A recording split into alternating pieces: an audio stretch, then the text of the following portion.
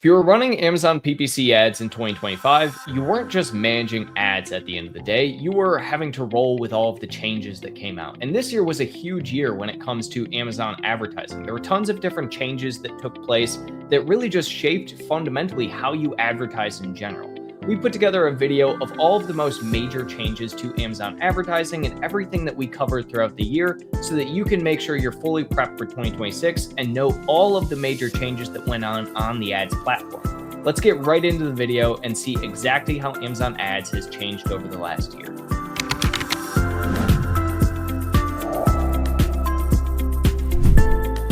Amazon has come out with a new change and beta program on Amazon advertising specifically for sponsored products, and this is going to be huge in my opinion.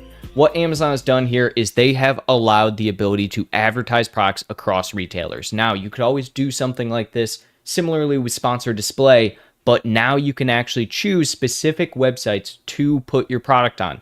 Right now, this is still a closed beta, so not everyone has the opportunity to join this or utilize it, but right now they have iHerb and they have Say We. For those that don't know, iHerb is a website that specifically deals with vitamin supplements, things like that. I'm kind of curious to see where the actual advertisement for this will pop up. We're going to start doing some testing to understand. And then as well for SayWe.com,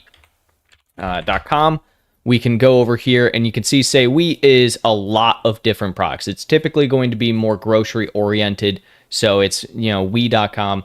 And this is one of the bigger things that if you're a grocer of some kind, this is super, super interesting. It's super huge. This could also be an avenue to get into retail stores as well. So seeing Amazon start to have this is really, really cool. They have a bunch of information about it, how to identify what products would make sense to put here, defining bids, things like that. But overall, this is an interesting change that I did not see coming. But it's really cool to see that Amazon earlier in 2024 released the ability to start having specific Prime related ads on TikTok. And now they're also doing it for sponsored product across the board on some new retailers. I want to see how many new retailers they're going to end up doing this on. If this is type of thing where it's leading into us being able to advertise on other platforms. And if so, that's going to be a game changer for Amazon advertising. It will change the entire landscape of how you actually set up your sponsored products because you will no longer be just trying to get ads onto Amazon and fighting other people on Amazon. You'll also be fighting for space off Amazon. So super interesting change that Amazon made. Again, this is still a closed beta, so not many people have access to this, but it is one of those things that is likely going to, be coming out here, I would guess sometime middle of Q1 to the end of Q1 once they have more data, more feedback. I'm guessing they also want to choose a few other retailers rather than just having vitamin supplements and then also, food products. Once they have more retailers, they'll probably start releasing it more to the public. So I will keep you posted on all this. But again, this is a super, super big change as far as Amazon advertising goes. It breaks the entire status quo of how Amazon does advertising. And hopefully Amazon keeps pursuing this endeavor.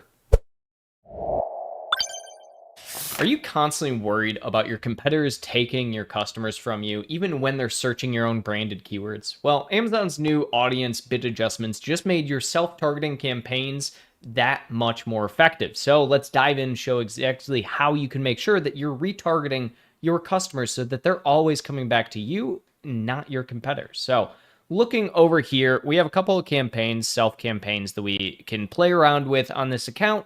And if you're not aware already, there is some new bid adjustments. So if we're looking specifically here and go to bid adjustments, there's this little section called audiences. So if you haven't checked out audiences yet, I highly, highly advise that you do so. Audiences are essentially this new form of targeting with inside Amazon that allows you to increase your bid adjustment specifically for that audience group. So if you look here, there is one in particular that says purchased brands products. So this is an audience group that within the last 3 months, Amazon has noticed that this person purchased from you before. So they're more than likely going to purchase from you again.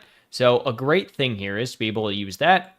Instead of doing anything like a top of search only or a rest of search, you are now targeting specifically ads towards people who have purchased your products. This is a super useful tactic, in my opinion, especially when we're looking at self-targeting, when people are already going to be searching either your brand name or they are searching for products within your category. This can also be utilized for some cross promotion and pollination of different products if you actually do self-targeting towards your own products and you have a large subset under your brand. So I typically am going to start this out around 25%. And what this is going to do is allow us to adjust this bid specifically so that all of our bids within this campaign are specifically going up 25%. You can see our average cost per click is around $1.08, so we would be closer to $1.30 with this 25% audience adjustment. So it's really, really that simple to be able to supercharge all of your self campaigns. You can tell that this one is one that we created, we haven't done much with, but now we're going to be hitting a higher bid adjustment as well as specifically targeting only our customer segmentation within this. The really cool part I will say as well about audiences, if you're unfamiliar, is that there's a couple of different kinds within here, specifically the high likelihood to purchase based on recent shopping activity. So this works very, very similar to the sense of how our brand tailored promotions work, where we have our specific audience segmentation there as well. So if you are somebody who is trying to make sure that your brand is being captured effectively and that you are keeping all of your customers within your brand ecosystem versus allowing your competitors to retarget those within that ecosystem, this is going to be the exact thing that you need to be doing, is adjusting your bids based off of your self-targeting for exactly these audience groups. Amazon added a new ability within its advertising console for rule adjustments. And they've had this before with budget rule adjustments, which essentially allows you to increase your budget during specific time frames. But now they have added one layer deeper into both bids, but also automating the aspect of adding targets into new campaigns. So let's look at this. This is the new rules section under Amazon. Essentially, it will show all of your current budget rules if you have any. If, again, budget rules also consider day parting, where you take and you try and increase budget during specific times of day where you're going to get the most amount of clicks. Well, under this, we now have rule types for bids. Bids are going to work exceptionally similarly to the budget before. So if we actually look, budget is going to be based off schedule or performance, whereas bids are going to be based solely off of the actual schedule, and you can choose the actual campaigns that's going against. So very, very similarly, this is going to be an exact situation that we had when budget adjustment first came out.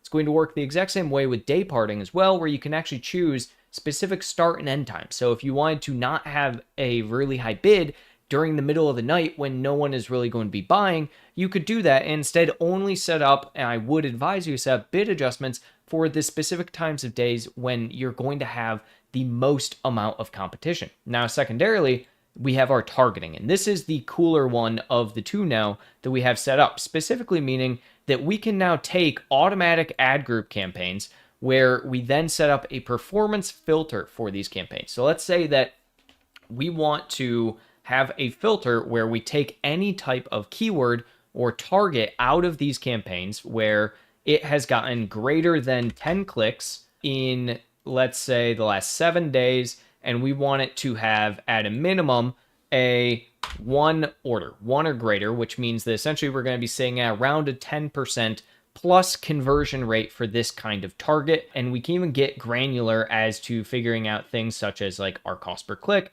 We could do just our conversion rate. We could do our overall ROAS as well. But for right now, we'll stick with just the greater than 10 clicks and orders is greater than 1 over the last 7 days. And we're going to be looking at adding targets, add as a specific keyword. So these, again, are targets that we are finding in auto campaigns. And more specifically, one thing to note is that you can only choose auto campaigns that have one product target on them. So if you have an auto campaign within these ad groups, and we can actually go in here, we'll see this one, for instance, where you'll see it's ineligible because this ad group has more than one. So we can only do single product targeting at any given time. So we'll come in here and we can actually add this as specific match types now. Now, I'm not going to suggest that you should automatically just add willy-nilly match types. In fact, I would typically recommend if you're going to automate these kind of match types, instead of pulling a bulk file and doing this, to do an exact campaign. Now, For bidding, it will be the same as the default bid selected in the ad group automatic campaign. We can increase that bid if we want to by a certain amount, but we do not have to. And then from there, you can actually choose to add it to a manual ad group automatically. So once we actually have this, we could then add in any type of our manual ad groups for this exact one.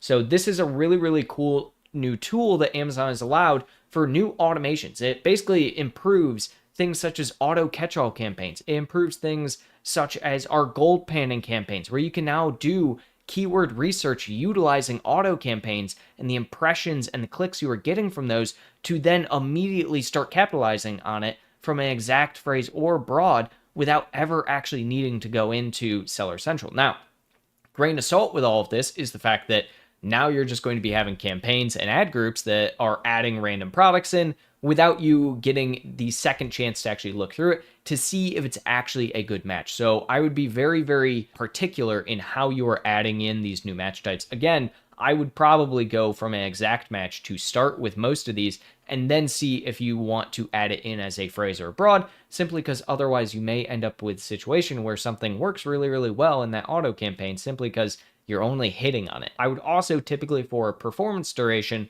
do 30 days instead of the 7 days. So you're going to set this up where you have essentially the conversion rate that you want. In this case, I basically created my own at 10% over the course of 7 days, but instead I would likely do over the course of 30 days and then look at doing something like a ROAS where you want to hit, let's say, a 2, 3, 4 ROAS on any given keyword at any given time. Now, secondarily, you can, again, get a lot more granular with this, right? We can look at our click-through rate. We can look at our cost per click. What is our click-through rate on this? Do we want a click-through rate typically greater than, something like 0.5%? Yeah, typically speaking, this is what I would consider to be a good click-through rate is 0.5%. So we could add that in, and we can even get down to something such as our cost per click if we have a standard that we tend to try and meet. Let's say our standard is $1. We can add that in, and then we can choose that based on specific ad groups and add them into ones that make sense for that product specifically. So I think this is a really, really cool way to find new keyword targets. It's allowing Amazon's auto campaigns to be more than just kind of a set and forget, even though this is a little bit more of a set and forget in my opinion. But as we know, advertising is anything but a set and forget. Hey guys, there's been a lot of changes to Amazon PPC, so I put this video together to point out 3 really big changes that everybody needs to be aware of. And the first change I want to point out is when you create a campaign, you're going to see a section called Additional Changes.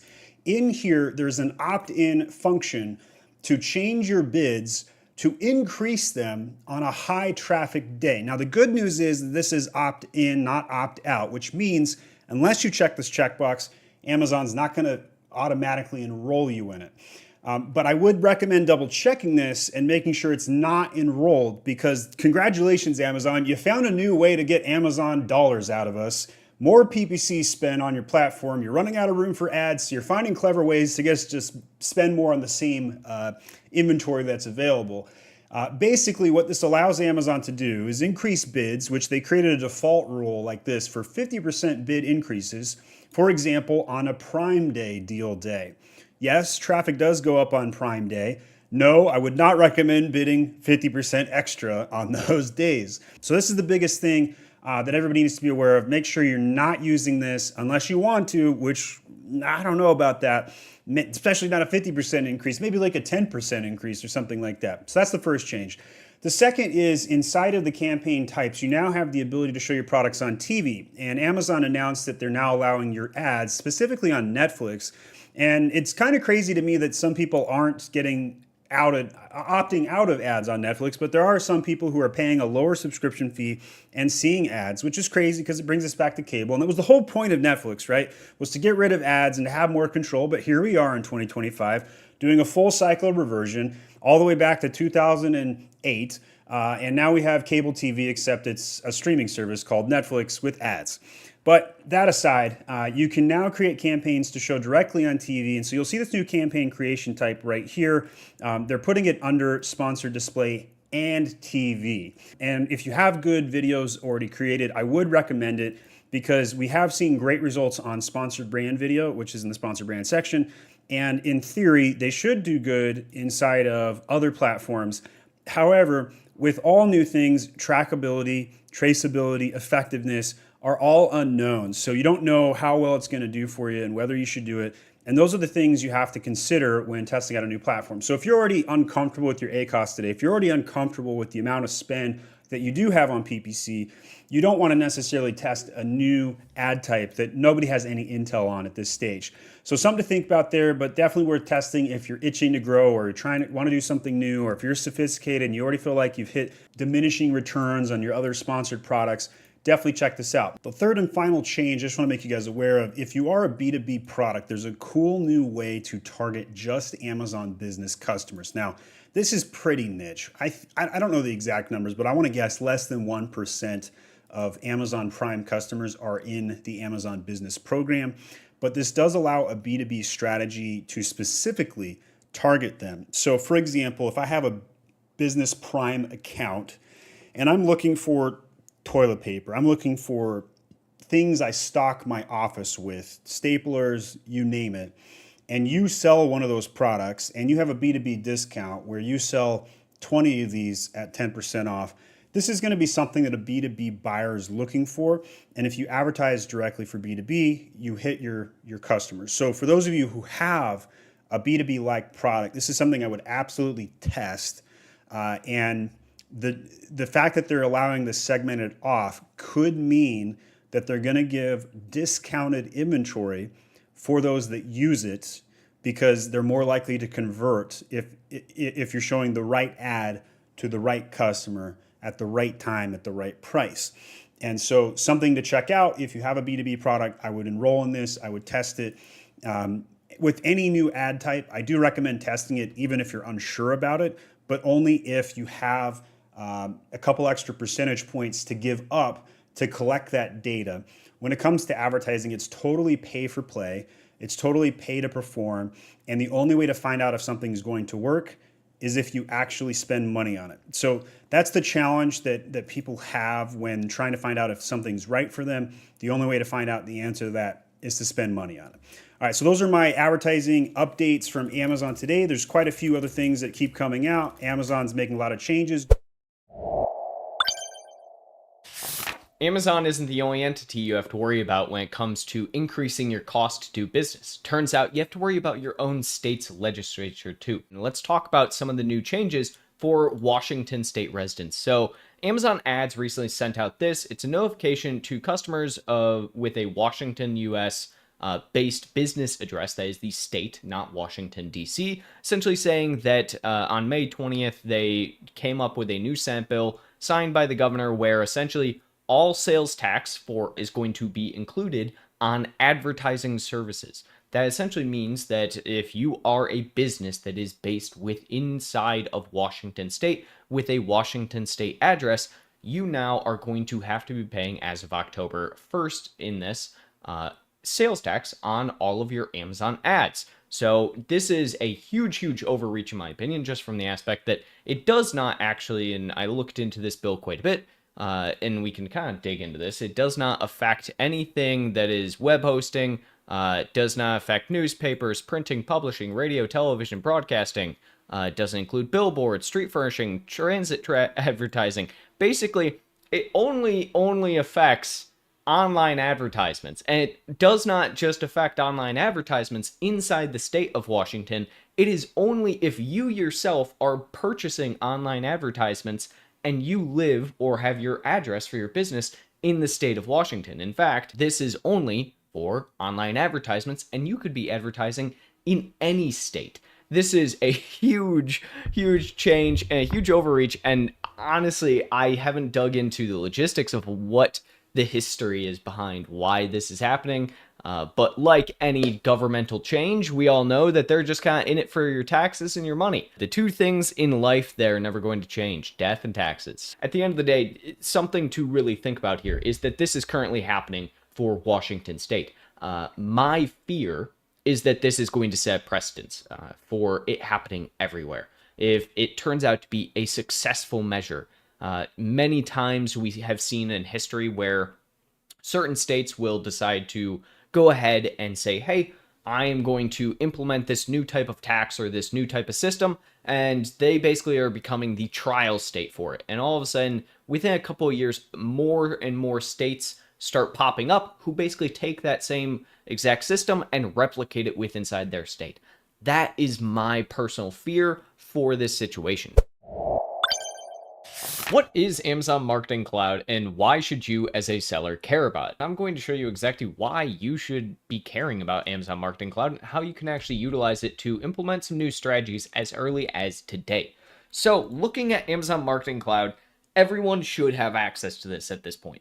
In history, Amazon actually did not allow everyone to have access to Amazon Marketing Cloud. You had to go through some kind of provider, usually through a DSP portal of some kind, to actually even have access and utilize this. But even then, you could only use it for things like DSP. You couldn't use it a lot of times for things such as sponsored products. Nowadays, essentially, you actually can. They actually added it last month for every single Amazon seller to be able to have access to the Marketing Cloud. And so you should have a very similar dashboard to this one, and you have a couple of different things here at the top. You have your home, your use cases, your query editor, your projects, your audiences, and then paid features. So we'll get into each of those as we go through all of this. So first and foremost, we have Insights on the homepage. Insights is pretty interesting to me. It's kind of cool to be able to do. You can even add your own insights, so you can actually look at a couple here, such as like overlap by campaign groups, sponsored ads, and DSP overlap. This one is really, really important for a lot of larger tier sellers who typically are trying to see how much overlap they actually have in all of the advertising they're doing in different capacities. Then we also have ones that are super simple, such as time to conversion and audience overlap analysis to see how much of your audience is in different groups. Insights in general on the Amazon Marketing Cloud are one of the more powerful aspects that I like to see across all accounts now, because it just gives so much access for us to be able to run with and understand how we're actually effectively targeting a lot of demographics and consumers. One of the really cool things about having AMC for everyone nowadays is that there's even this little section called no code. And no code is essentially anything that you as a regular person can do inside of AMC and implement just right away. You don't have to have any real specialized knowledge to build out any specific audiences. You don't even have to go into your query editor to be able to do it. Like I said, historically, you had to have a partner program, you had to have a software of some kind to actually utilize a lot of AMC, and you had to understand how to call on their API a lot. It used to be really, really frustrating, I think, for a regular person to even utilize it to its full potential. Nowadays, they have all of these custom pre-built solutions for you, such as this one, where it's a high-value audiences solution. So we can just click on this, and this is what we would consider to be an audience use case.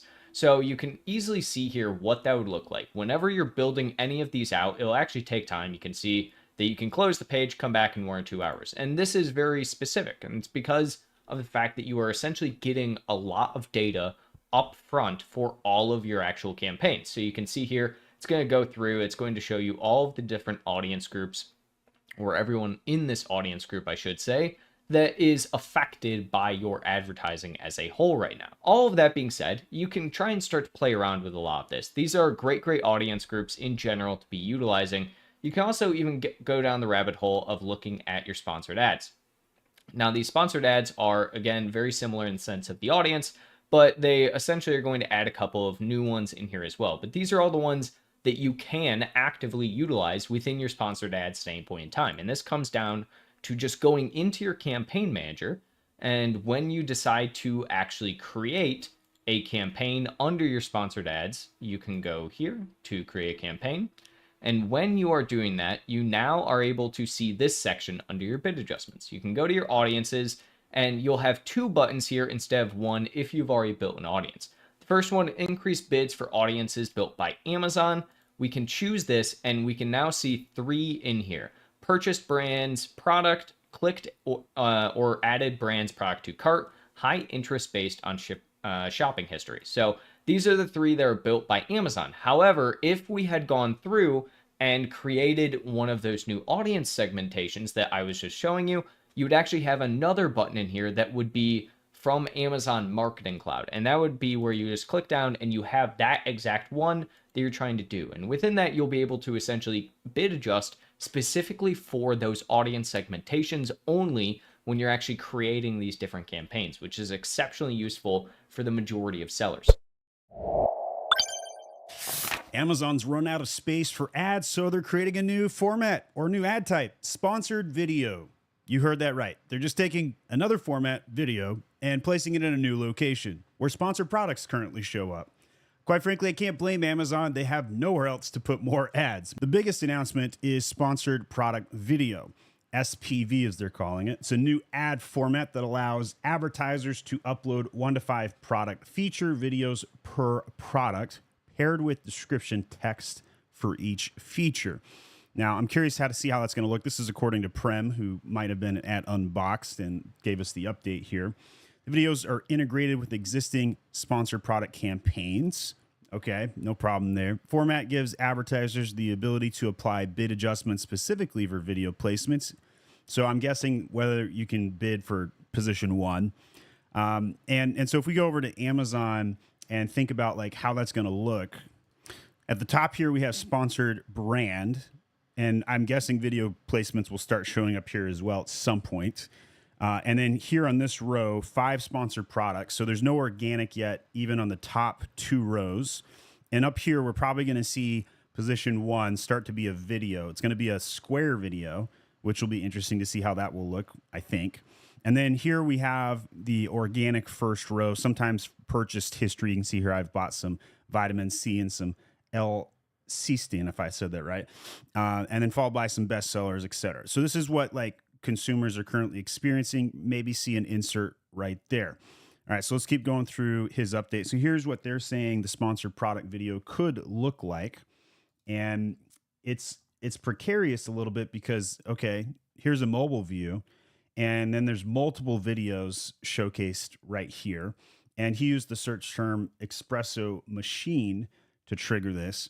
I don't know that I would classify this very much different than sponsored brand videos, but there is a big difference in the sense that the product is showcased here with the video above, plus multiple videos in potentiality. So that's kind of the biggest difference between sponsored brand and video that I can tell so far on this update, because you have the ability to put multiple videos in the thread. The amount of text, feature descriptions are AI generated from video content. So who knows what they're going to display there. The other thing that came out was the Unified Campaign Manager. I don't really think that matters too much, but DSP integrating, maybe there's something to say there. Maybe it makes DSP more accessible. I wouldn't hold my breath at this point. But this is what they're showcasing to show sponsored products, you know, brands, video ads, advertisers, all that kind of cool stuff all in one spot. And then ads agents. This one makes me take a deep breath because yawn, more Amazon shitty AI potentially. I'm not sure how much I trust this, but it's an AI assistant that automates campaign planning, launching, and optimizing for advertisers. Let me translate that for you. Here's a way for Amazon to make more money. That's pretty much my update on this, because I don't think I can trust Amazon, who sends Amazon advertiser helpers around right now and then goes and makes you spend a bunch of money and is super unhelpful. So how did they program this ad agent? Well, the only reason they would give us this is if it was going to make us spend more money. And because of that, they're not incentivized to make it go well. And I have a problem with that for obvious reasons. But maybe there's a targeting segmentation thing that might be beneficial. Maybe the media plan that you upload can be critiqued by Amazon. I'm just super suspicious about this because I'm not completely clear on how it's going to be helpful at this stage, but it is worth testing. I always test everything, but sometimes it's better to let the agencies test things before you do as an Amazon brand, and let us post some content like you're watching today to see how it goes before you waste some money testing something that we might come back and say is terrible. We have a revolutionary change to the way that you are going to advertise on Amazon moving forward. And this is literally, without a doubt, the biggest Amazon ads change I have seen in, I don't even know how long, to be entirely frank. And that is that we now have the ability to add prompts into our sponsored product advertising. So this is a section that just popped up in beta today for Amazon ads. And essentially what this means is that for Rufus, everyone knows Rufus at this point in time, it is this right here where we can actually see different things. And you'll notice recently for things like Ducky here, for instance, or if I just do Door Stopper, you'll see with Door Stopper that eventually at the bottom, Rufus will start to populate right here where it says what are key features to look for in Door Stopper Black. What are different types of Door Stopper Black available, right? And so this is where we're going to be inputting prompts from now on. This is going to be targeting specific for AI, specific for Rufus, and it shows that Amazon ads and Amazon as a whole is going full in on AI. As well, we also have the new video, which can also show up in Rufus at this point in time as well. You can add videos for specific products within inside of your campaigns. And so this is a really, really huge change as far as Amazon ads go, because it shows that this is the future for Amazon's AI and for Rufus. This is what everyone is going to be basing off of in the future. Instead of just having SEO targeting, we're now going to get into GEO targeting, and it's going to be a massive change to Amazon's algorithm and the way that you as a seller actually sell products and get consumers to find your products. So whether or not this is going to be something that's rolled out en masse to everyone and how it's going to show up, I'm not entirely sure yet. But as we figure out more information on how prompting is going to work within Amazon ads, because as of this moment, there actually isn't the ability to add in prompts, fortunately. So I actually opened up to see, is this something that we can add in to new campaigns? And they haven't actually added the ability for anything manual targeting or even product targeting to add in specific prompting of any kind. So we're unsure where exactly you're adding this in, except retroactively onto campaigns. I did notice it on bulk files. So the new bulk file, you can now add in prompting into your campaigns. And so now we're going to see a new generation even of tracking, trying to figure out what types of prompts are being utilized by people. And there isn't anybody on the market who is doing any form of this tracking just yet for all of these prompts via Rufus, primarily because there isn't the data for it. But this is, in my opinion, where all advertising is going, and especially the end game for any AI use case. AI in general is just going to turn into the next big version of search. Self-targeting campaigns just got a huge level up on Amazon. If you're a seller of any kind, you have probably at some point tried to target your own specific branded keywords, and this is a pretty useful tactic to make it so that competitors can't actually be advertising on your keywords. This is especially true when looking for things such as sponsored brand campaigns. You can actually see here on Amazon, looking up Chinook will bring up Chinook, and this is because they are advertising from a sponsored brand perspective directly on their own brand keyword. This really helps them keep essentially your brand overall, just anybody searching for it on your specific brand. It means that you get to keep your buyers, their lifetime value goes up. But what if your competitors wanted to try and take that spot from you? Then all of a sudden your overall cost to actually get that sponsored brand position goes up and up and up. And well, Amazon essentially has decided to say, hey, if you want to keep your sponsored brand keywords, you want to make sure that any brand keyword that somebody is looking up that involves your brand name, you can absolutely do that. And that is where they essentially have released the reserve share of voice.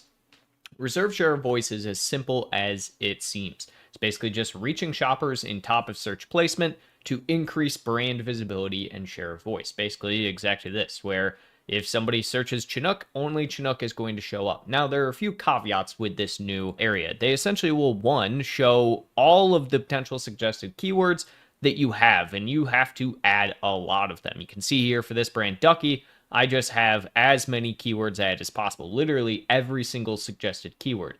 Now, the second caveat to this is that once you do that, you'll actually go through and you will get this little button where it says get price for campaign, and this will be very, very crucial because it will be dependent entirely on specifically your own keywords. How often are competitors going against them? But the problem with this as a whole is that the very bare minimum, if you want to just own all of your branded keywords for top of search placement, you have to pay a minimum of $6,000 a month. So that is a huge problem to me, because if you are a smaller seller, this just means that essentially, if you don't have a lot of people essentially bidding against you, you're not going to be able to. Even if you're a small seller, and that's just a huge cost to eat at the end of the day. And this gives a huge, huge benefit, I will say, to really, really large sellers, right? In the sense that really, really large sellers can tend to have a lot of keywords. But if you're a smaller seller and you don't have a lot of competition at the end of the day, this is just not something you can do. And so you can still be overtaken by your competitors. Now, the really interesting thing about this, started to look at this on a few different accounts. This does not stop at just, very low cost for doing the reserve share of your voice. I have seen on some accounts so far that it can cost upwards of $100,000 per month to reserve that. So this is definitely a play by Amazon to say, hey, you can definitely reserve your share of voice. You can make it so that all of your customers are coming direct to you. But if you have some brand that is very competitive and a lot of people are going against it, you're going to pay out the nose for this. Amazon Ads has finally introduced benchmarks. So today they came out with some news that they are making some data-driven decisions with the new benchmark report. So this is essentially a new service that they are offering through the campaign manager that allows you to understand what kind of benchmarks you should be looking at for your sponsored brand and your sponsored display campaign. So I actually have an account that has this up. We can look at 30-day data range here. And essentially, the way that this is going to work is that they're looking at essentially the percent of purchases new to brand and the purchase rate new to brand. And so what is the benchmark? So right here, we have 100% for our daily time unit here versus the benchmark of 88% new to brand. We can even look at some interesting things like our cost per click, right? So the cost per click on average that we are paying is $1.15, and the benchmark for the rest of the category is $1.68. I think this is kind of interesting. It gives a little bit of context, a little bit of idea as to whether or not you are on track as far as your category goes. It's one of those areas that I think not many sellers typically know. Am I doing this right? How are my competitors doing? How are other people in the category doing? How much am I spending? Am I spending too much, too little? I don't know. And so benchmarks is a really, really interesting concept to me. You can also compare this, obviously, to a couple of different things. So we can look at something like a cost per purchase new to brand. So on average, the cost per purchase new to brand for this brand is $33.36. That's the average amount that costs for this brand within the category versus the benchmark of $44.25. We are actually spending less on average per purchase for this brand than other brands within the category. And then you can compare that to something such as percent of purchases new to brand, or even purchase rate new to brand. And so you can see here the purchase rate of our new to brand is 0.02%, comparatively to the benchmark of 0.01% for the rest of the category. So you can do this as a daily, you can do this as a weekly as well, or you can even just look over a certain time frame. So if we go all the way back into October here, we can kind of see here that our purchase for new brand percent is 93.33, benchmark is 78.68. So this is a really interesting metric to me at the end of the day, to be able to look at this and understand from a quantitative data perspective, am I doing better or worse than a lot of my counterparts within the same exact category than me?